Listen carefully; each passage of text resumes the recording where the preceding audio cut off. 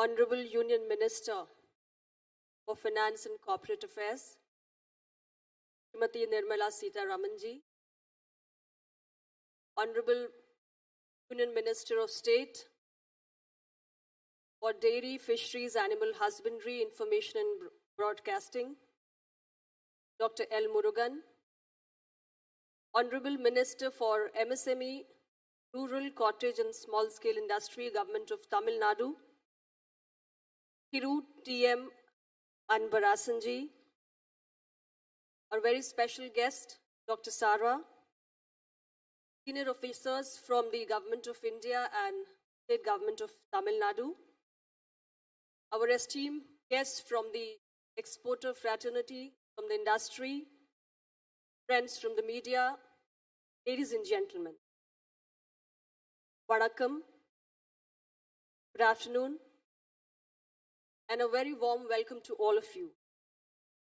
Thank you very much, everyone, for joining us today for this very important initiative of the Ministry of Commerce and Industry, the Stakeholders Outreach Program on the recently concluded India-UAE FTA, the Comprehensive Economic Partnership Agreement, and the India-Australia ECTA. Ladies and gentlemen, under the grand vision of the Honorable Prime Minister Shri Narendra Modi ji, with the support and blessings of our Honorable Finance Minister Srimati Nirmala Sitharamanji, who is here as Chief Guest today to address us all and encourage our exporter community and our industry, and each one of us, and with the dedicated and passionate leadership of Honorable Commerce and Industry Minister of India Shri Piyush Goyal ji, we see the conclusion of these two very important FTAs, the India-UAE CEPA and the India-Australia ECTA. And we at the Ministry are making all efforts to reach out to all our stakeholders across the country, because we want you to understand the nuts and bolts of this agreement, to understand the scope of this agreement, to be able to understand the opportunities that lie ahead for you, and be able to benefit from it. I was very happy to hear Mr. Sarangi say that a great deal of optimism could be seen amongst you all during the course of the panel discussions. So I would say well begun is half done. This is exactly why we are here today amongst you all. We want you to leverage conducive platform which has been created with the conclusion of these two bilateral agreements, and be able to make use of the opportunity the best possible way. Ladies and gentlemen, you've all been witness to India's trade and commerce journey. And today you would not disagree with me if I say that we are creating history in this journey. Every day there is a significant milestone that we are achieving. India's trade and commerce is passing through a watershed moment. Our exports are today at a record high. 675 billion is not a mean achievement at all.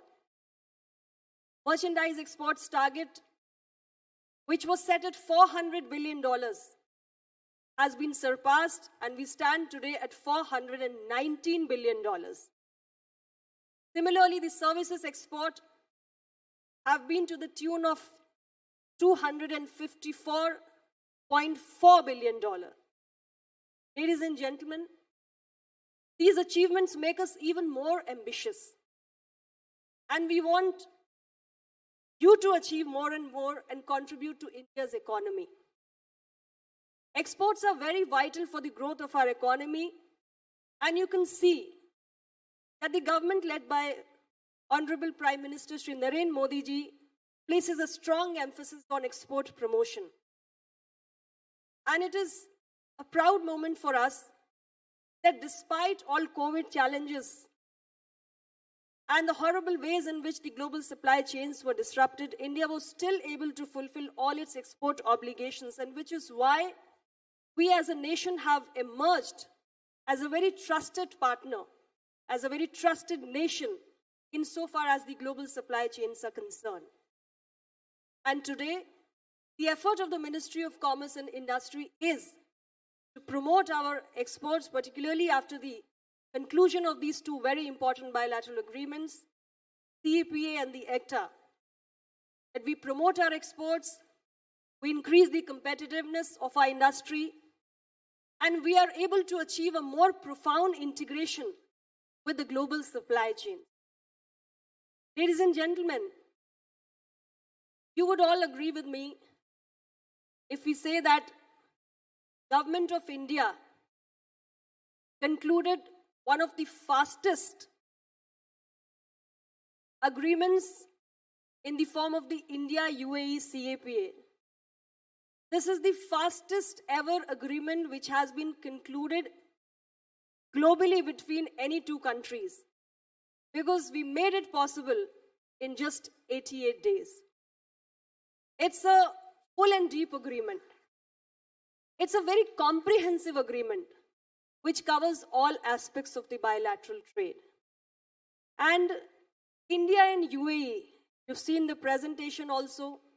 So many of you have been exporting to the UAE. You know that we are the top trading partners. UAE is the third largest trading partner for India, and India is the second largest trading partner of the UAE. UAE is also the largest Arab investor, which is investing close to $18 billion in India. And recently, we've entered into an MOU wherein UAE has committed to invest close to $75 billion towards infrastructure development in India. There are several benefits which will flow out of this comprehensive economic partnership agreement which has been concluded between the two countries. We all understand that after the conclusion, and this CEPA has even come into effect, the first shipment, the first consignment of jewelry products has already been flagged off to the UAE on 1st of May this year. We've already operationalized this agreement.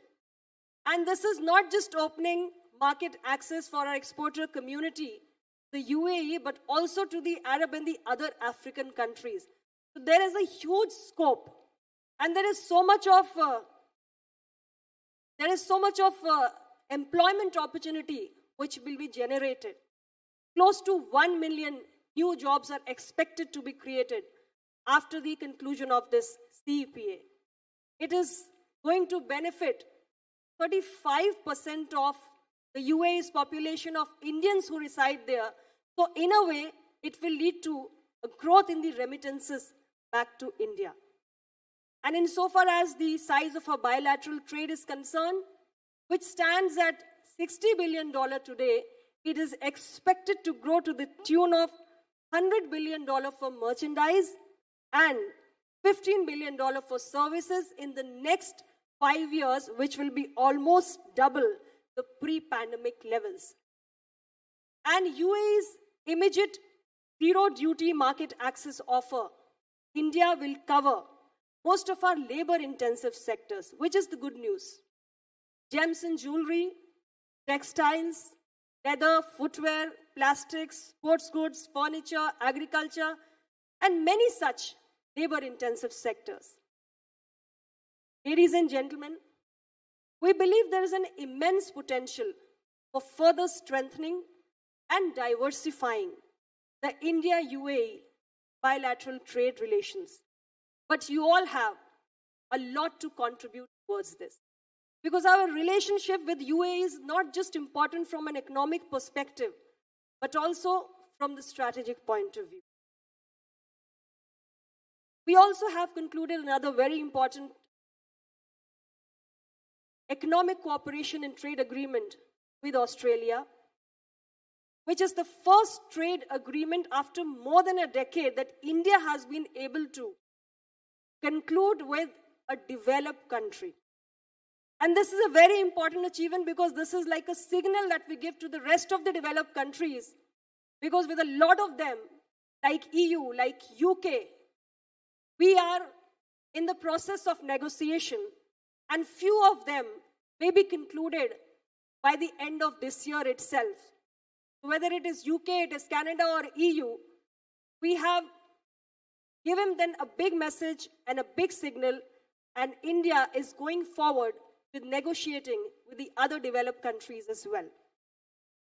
Australia also is our 7th largest trading partner, and India is the 9th largest trading partner.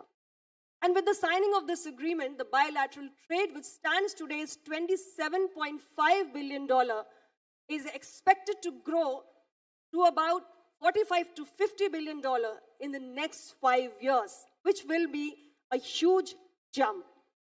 And the labor-intensive sectors are again going to benefit: the engineering products, textiles and apparels, gems and jewelry, leather footwear, and even pharmaceuticals.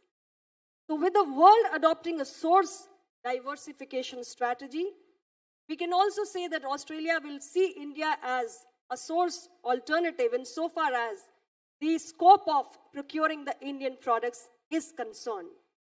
And there will be an additional employment generation, close to 1 million. And also the 7 lakh Indian diaspora living in Australia will see an enhancement of employment opportunities, and this will also lead to a growth in the remittances back to India. Ladies and gentlemen, with these 2 back-to-back agreements, we have been able to set an example for the world. There is a great deal of effort which has gone from both sides of the negotiating teams, whether it was India, UAE or India, Australia. A lot of effort which was made in finalizing these 2 agreements. I would like to congratulate both the negotiating teams, and I would also like to extend my gratitude towards the leadership of our partner nations for extending their deep sense of commitment and cooperation to the negotiating teams, without which this would not have been possible. And we have fulfilled our promise of taking our bilateral relationships to the next level. But now there is a huge expectation from you. It is up to you to make use of this big opportunity. We can only encourage you and show you the way. There is a tremendous untapped potential which lies in the complementary business ecosystems of both our partner countries, whether it is India, UAE or it is India, Australia. But it is still waiting to be tapped, and it is for you to make use of the opportunity. We at our level at Ministry of Commerce and Industry, we have tried to provide you the best of environment insofar as the friendliness towards industry is concerned. So many of our reforms and initiatives have been in this direction, whether it is in terms of providing policy support to our industry, reducing the burden of compliances, the PLI scheme in 14 sectors, the Prime Minister Gati Shakti initiative to improve the logistic efficiency, or many such other initiatives which we have taken from time to time to make sure that India becomes the next generation ready new age economy. But now the onus lies on you, and we want you to come forward. I'm very glad that throughout the panel discussions you have shown a lot of optimism, and you are well versed with the scope of the 2 agreements, the 2 FTAs that we have concluded. And I'm very hopeful also that you will be able to now make use of this opportunity. You will be able to interact with your counterparts in the 2 countries, and you will contribute towards the big vision of creating an Atmanirbhar Bharat. Today, we are in a state that contributes a lot to India's exports. We are in Tamil Nadu, which is the biggest contributor to country's exports of apparel and clothing. In the year 2019-20, Tamil Nadu's contribution to apparel and clothing exports has been close to 58%. Similarly, in the footwear sector, the state has made a huge contribution of 44% to India's total exports. I would also like to congratulate the government of Tamil Nadu for specially crafting out their Export Promotion Strategy 2021, and also identifying textiles and leather as the champion sector. The government has also undertaken various measures to improve the ease of logistics insofar as exports are concerned. Export hubs have also been created, and the development of economic employment enclaves is also being executed by the state government of Tamil Nadu. All these initiatives which the state government has taken are praiseworthy. We at Government of India believe in a collaborative effort. Our Honorable Prime Minister Shri Narendra Modi ji often speaks of whole of government approach. We have to work together, all the stakeholders, whether it is Government of India or it is Government of the state of Tamil Nadu, our stakeholders, our exporter communities, our industry representatives, EPCs, all of us have to make a collective effort so that our share in the global exports, which currently is only 2%, we are able to increase it. And this can only happen when we walk hand in hand. So I appreciate the efforts that the state government is making, and I would urge and appeal to all of you to ensure that we work together and we are able to fulfill this big vision of Atmanirbhar Bharat, which cannot be realized unless we all decide to work in harmony with each other. Ladies and gentlemen, the central government has also formulated very important schemes like the Integrated Textiles Part Technology, upgradation and integrated development of the leather sector. All this is to further the objective of making India as an export hub for textiles. My ministry and officials are always ready to assist you and handhold you through the processes and procedures and explain you the nuts and bolts and scope of the agreement and also help you showcase your products in the international markets. I'm happy to inform you that we are also supporting the Federation of the Tamil Nadu Chambers of Commerce and Industry in organizing training programs on the export and import management in 3 cities of the state. So lastly, to conclude, I would once again urge all of you leverage this conducive platform which has been created with these path-breaking agreements and step up, get into action, and help us build a new India. Thank you very much, all of you.